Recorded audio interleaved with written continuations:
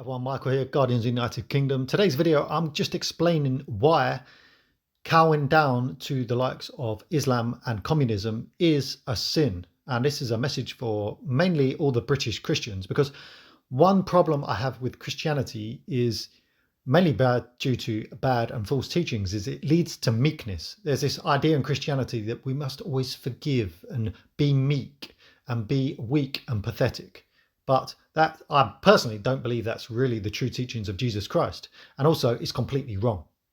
And an example of this was Erica Kirk in America, when she said she forgives the killer of her husband. And whilst that may seem noble, it's ultimately just weak and pathetic, because one is theologically wrong. I'm not a Christian, but it's theologically wrong because Jesus taught that you must only forgive those who repent. He said that was the caveat. He said you must forgive, but only forgive those who repent. So Charlie Kirk's murderer was not repentant, therefore he is not worthy of forgiveness. Now, what Jesus Christ taught was that we must forgive those who repent, but he also taught that we must not do eye for an eye. So whilst we do not forgive the killer, it doesn't mean that we go and do eye for an eye and go out and murder a left-wing activist, because that will just perpetuate the cycle of violence. What Jesus Christ would most likely have approved of is not forgiving, but not also seeking revenge, but standing up and fighting back against evil using minimal violence and minimal force as you can. If you have to use it, you have to use it.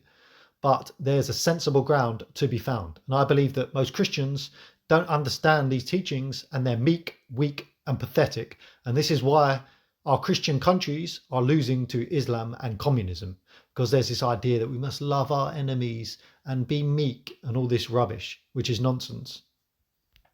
And as I said, I don't believe this was the teachings of Jesus anyway. But also I prefer the Hindu teachings in the Gita, where Arjuna is a great warrior and he is placed in this situation and he's standing before God, and he sees that there are actually in the battle against evil, that there's some people who he knows. And this is the part of the story, in that there's some teachers, some family members who are on the side of evil, just as you may have it. You may have family members and friends who are part of the brainwashed communists. And you see them, you're like, oh, I don't want to start arguments. I don't want to fight. I don't want to cause trouble. And when you don't fight against evil, God says, no, this is not a good thing. This is a sin. If you do not stand up, if you do not fight against evil, you incur sin. You're not supposed to forgive and be lovey-dovey to evil. You fight and destroy evil.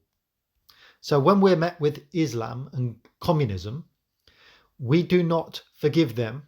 We fight them spiritually first.